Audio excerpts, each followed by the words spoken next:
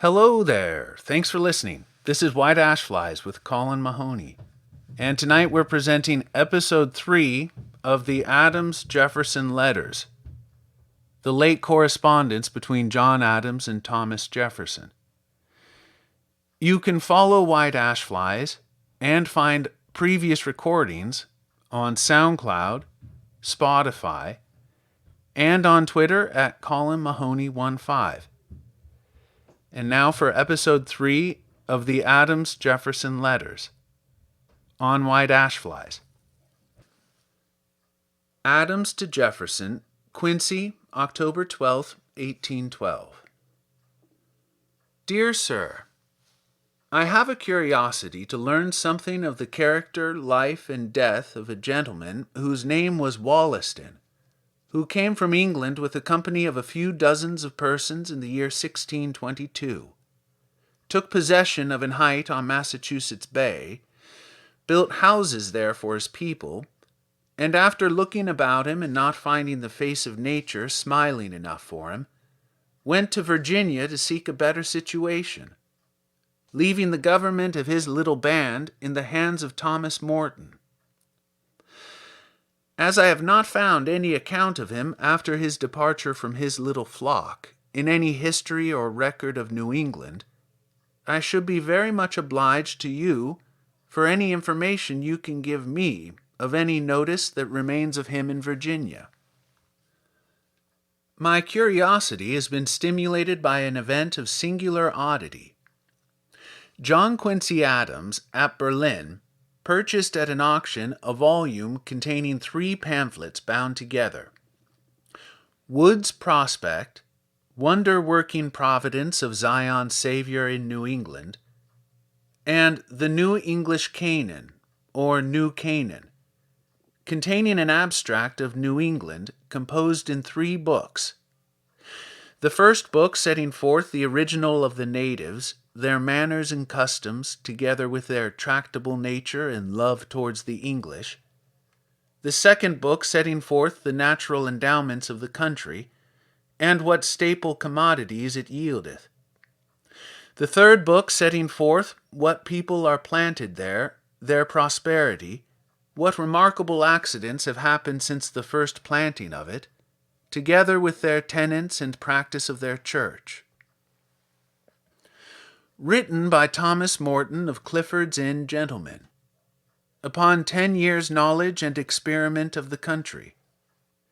Printed at Amsterdam by Jacob Frederick Stam in the year 1637. The book is dedicated to the Commissioners of the Privy Council for the government of all His Majesty's foreign provinces.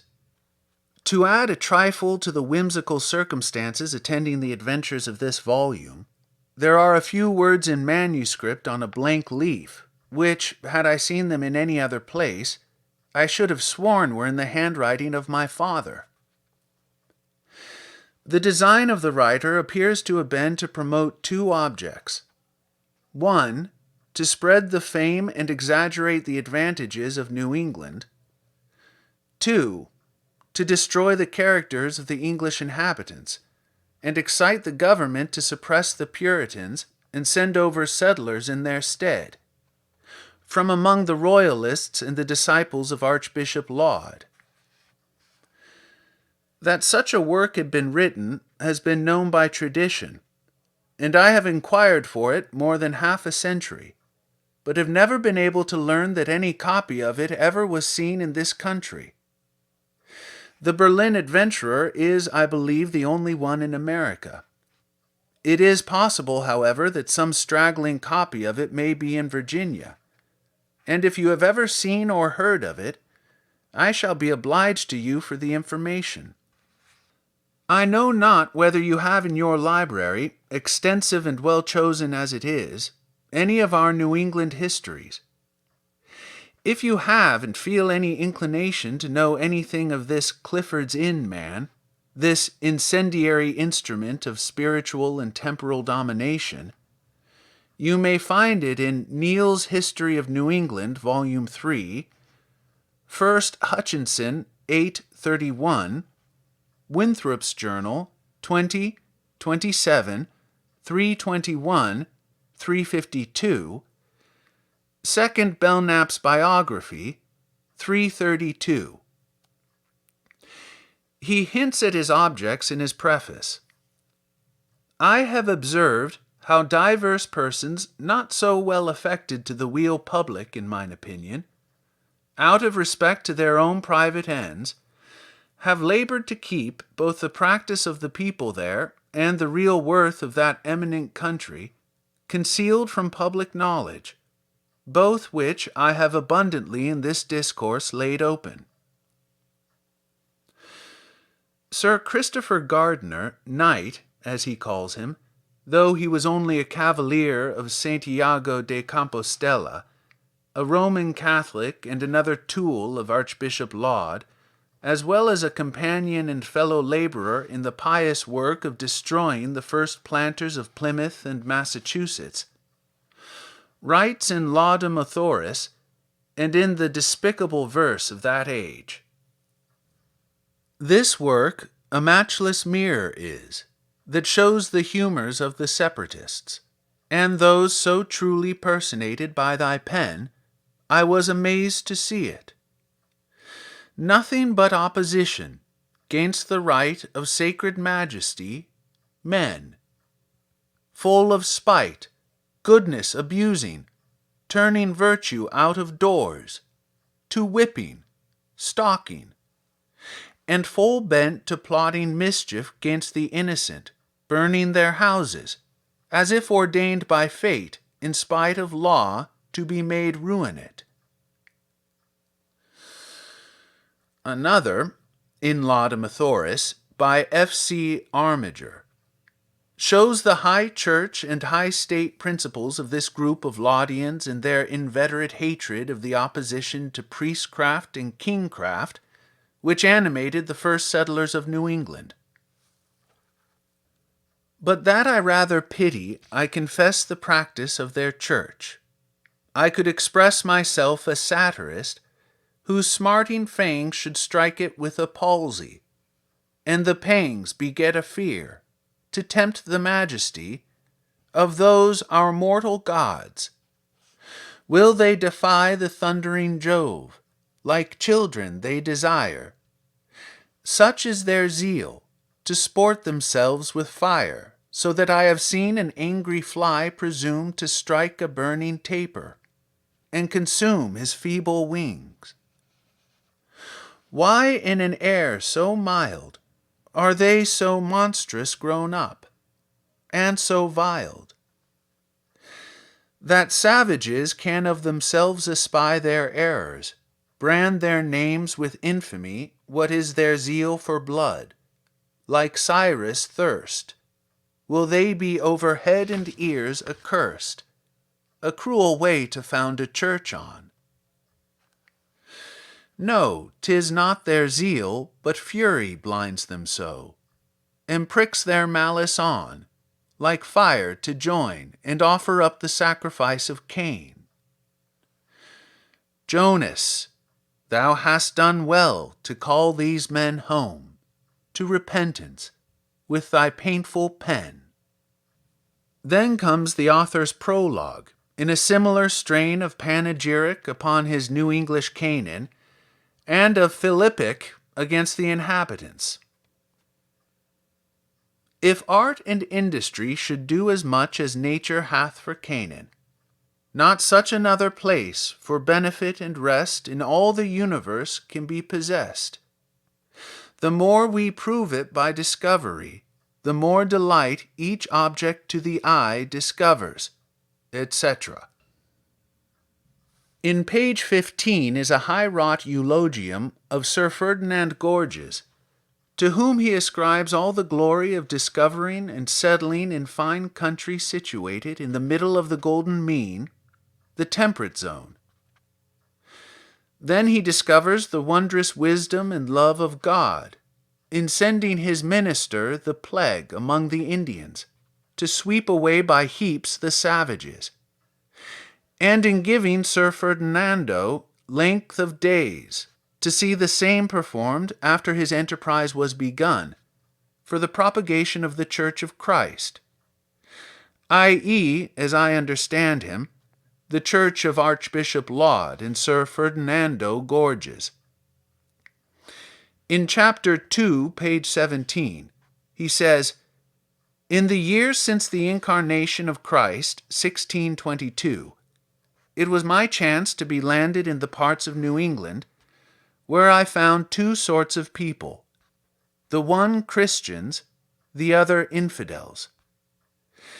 These I found most full of humanity, and more friendly than the other, as shall hereafter be made apparent in due course, by their several actions from time to time, after my arrival among them." In no part of the work has he said anything of Mr. Wollaston, his commander-in-chief, to whom he was only second in command of the party. But it was of Mr. Wollaston I was most interested to inquire. I knew enough about Morton, and was therefore much disappointed in perusing the book.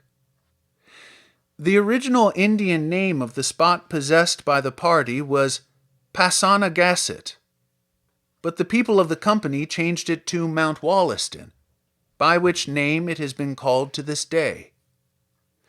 Morton, however, after the departure of his leader for Virginia, chose to alter the name, and call it Maremount, from its position near the sea, and commanding the prospect of Boston Harbor and Massachusetts Bay. In his 132nd page, he gives us a history of the ceremonies instituted by him in honor of the important nomination. Several songs were composed to be sung. A pine tree, 80 feet long, was erected with a pair of buck's horns nailed on the top. On May Day, this mighty maypole was drawn to its appointed place on the summit of the hill by the help of savages, males and females, with sound of guns, drums, pistols, and other instruments of music. A barrel of excellent beer was brewed, and a case of bottles, of brandy, I suppose, with other good cheer. And English men and Indian sannops and squaws danced and sang and revelled round the maypole till Bacchus and Venus, I suppose, were satiated. The separatists called it an idol, the calf of Oreb, Mount Dagon, threatening to make it a woeful mount and not a merry mount. It is whimsical that this book, so long lost, should be brought to me, for this hill is in my farm. There are curious things in it, about the Indians and the country. If you have any inclination, I will send you more of them. Yours as usual, John Adams. Jefferson to Adams, Monticello, December 28, 1812. Dear Sir, an absence of 5 or 6 weeks, on a journey I take 3 or 4 times a year, must apologize for my late acknowledgment of your favor of October 12th. After getting through the mass of business which generally accumulates during my absence, my first attention has been bestowed on the subject of your letter. I turn to the passages you refer to in Hutchinson and Winthrop, and with the aid of their dates, I examined our historians to see if Wollaston's migration to this state was noticed by them. It happens unluckily that Smith and Stith, who alone of them go into minute facts, bring their histories, the former only to 1623, and the latter to 1624. Wollaston's arrival in Massachusetts was in 1625, and his removal to this state was some time after. Beverley and Keith, who come lower down, are merely superficial, giving nothing but those general facts which everyone knew as well as themselves. If our public records of that date were not among those destroyed by the British on their invasion of this state, they may possibly have noticed Wollaston. What I possessed in this way have been given out to 2 gentlemen, the one engaged in writing our history, the other in collecting our ancient laws, so that none of these resources are at present accessible to me. Recollecting that Nathaniel Morton, in his New England's Memorial, gives with minuteness the early annals of the colony of New Plymouth, and occasionally interweaves the occurrences of that on Massachusetts Bay, I recurred to him, and under the year 1628, I find he notices both Wollaston and Thomas Morton, and gives with respect to both some details which are not in Hutchinson or Winthrop. As you do not refer to him, and so possibly may not have his book, I will transcribe from it the entire passage, which will prove at least my desire to gratify your curiosity as far as the materials within my power will enable me. Extract from Nathaniel Morton's New England's Memorial, pages 93 to 99, Anno 1628.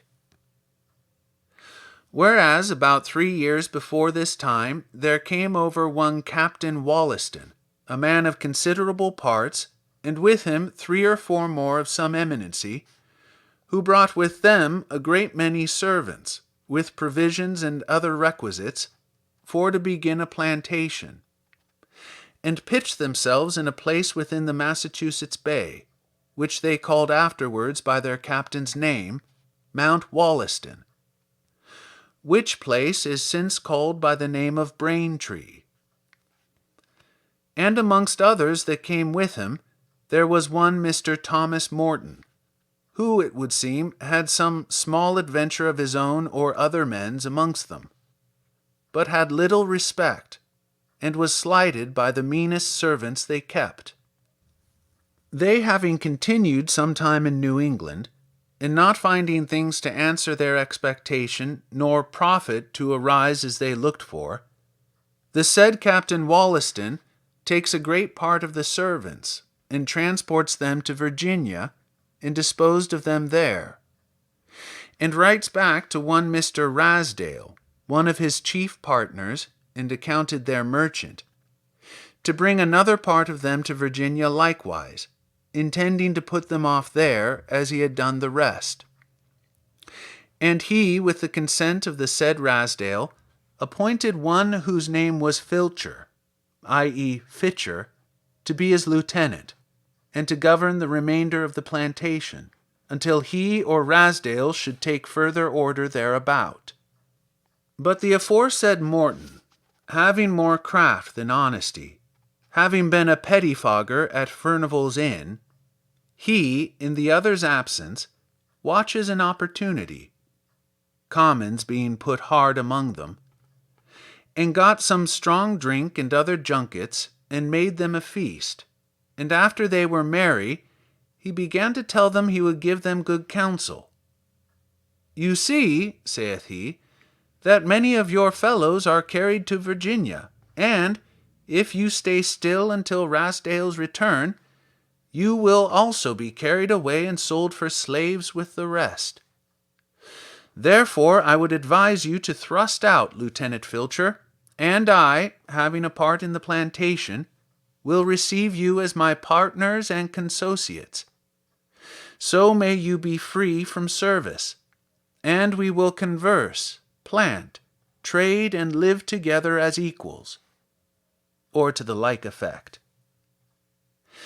This counsel was easily followed, so they took opportunity and thrust Lieutenant Filcher out of doors, and would not suffer him to come any more amongst them, but forced him to seek bread to eat, and other necessaries amongst his neighbors, till he would get passage for England.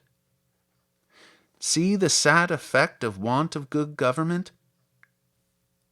After this they fell to great licentiousness of life, in all profaneness, and the said Morton became lord of misrule, and maintained, as it were, a school of atheism.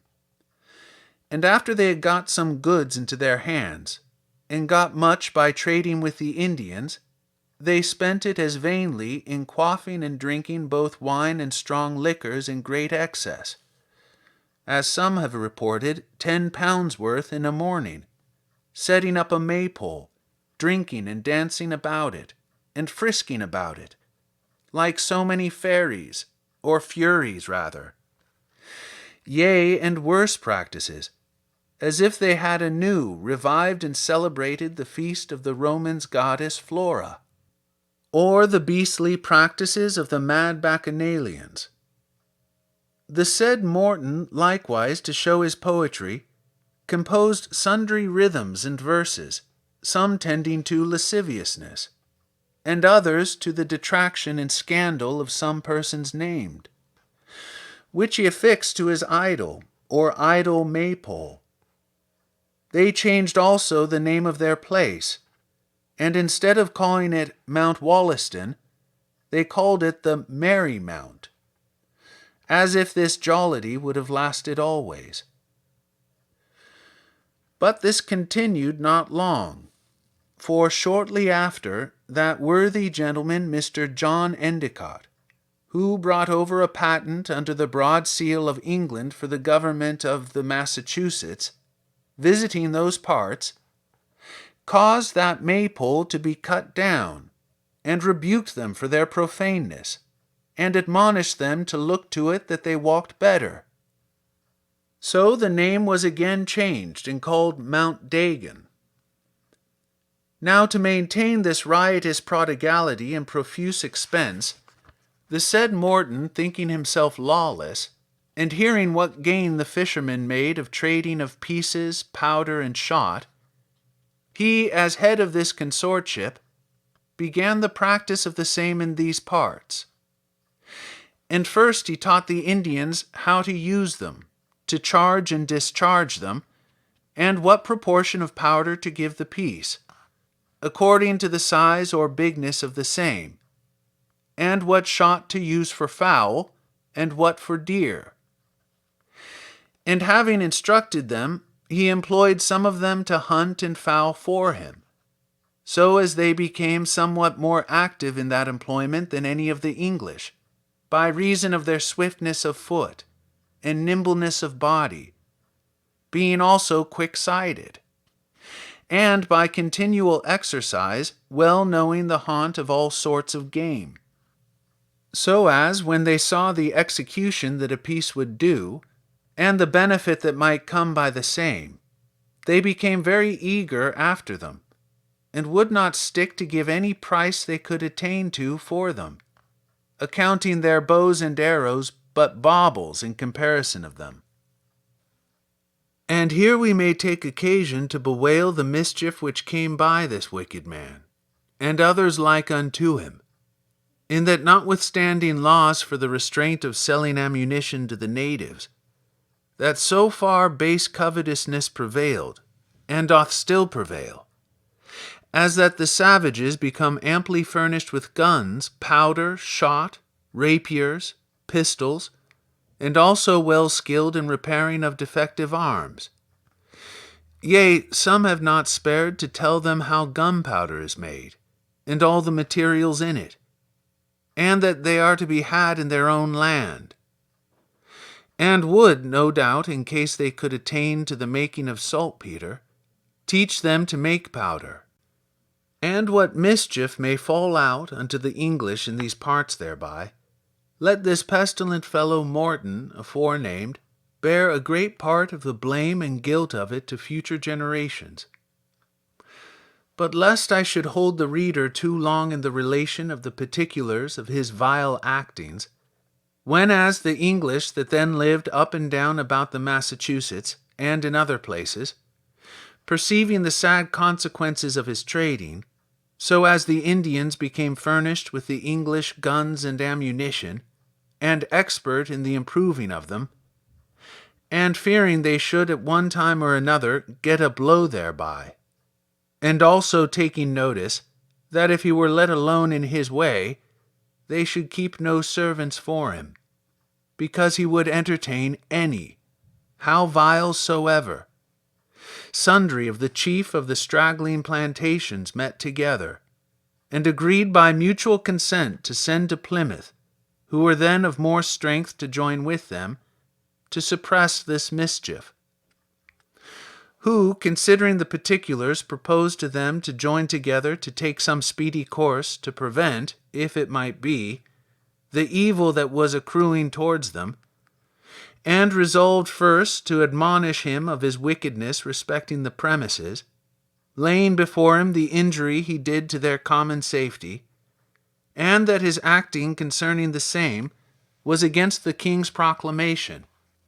But he insolently persisted on in his way, and said the king was dead, and his displeasure with him, and threatened them that if they come to molest him, they should look to themselves. So that they saw there was no way but to take him by force.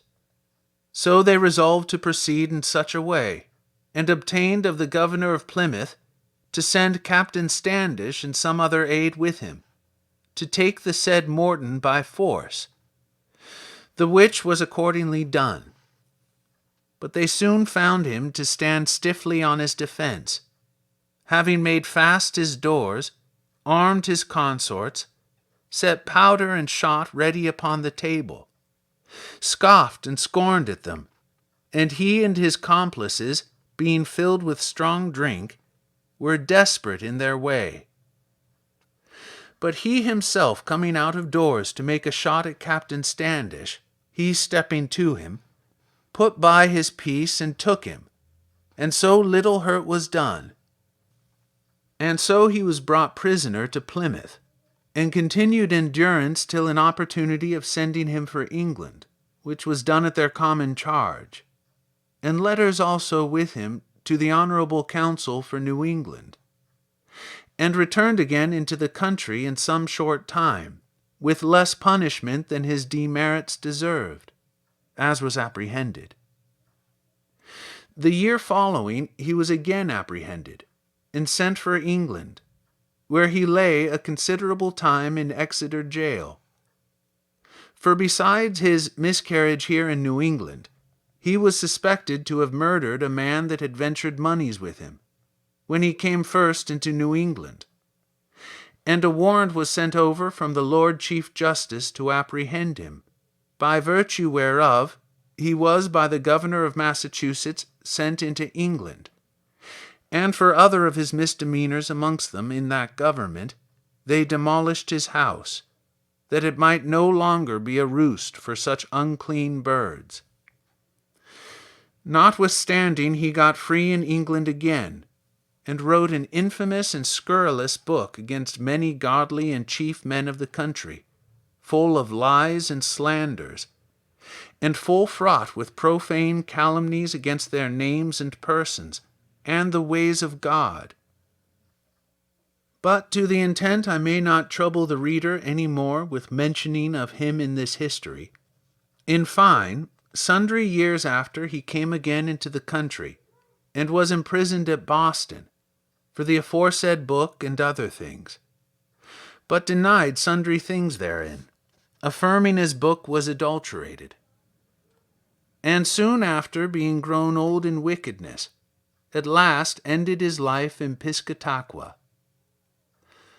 But I fear I have held the reader too long about so unworthy a person, but hope it may be useful to take notice how wickedness was beginning, and would have further proceeded, had it not been prevented timely. So far Nathaniel Morton. The copy you have of Thomas Morton's New English Canaan, printed in 1637 by Stam at Amsterdam, was a second edition of that infamous and scurrilous book against the godly. The first had been printed in 1632 by Charles Green in a quarto of 188 pages, and is the one alluded to by Nathaniel Morton. Both of them made a part of the American Library given by White Kennet in 1713 to the Society for the Propagation of the Gospel in Foreign Parts. This society, being a chartered one, still, as I believe, existing, and probably their library also, I suppose that these and the other books of that immense collection, the catalogue of which occupies 275 pages quarto, are still to be found with them. If any research I can hereafter make should ever bring to my knowledge anything more of Wollaston, I shall not fail to communicate it to you. Ever and affectionately yours, Thomas Jefferson.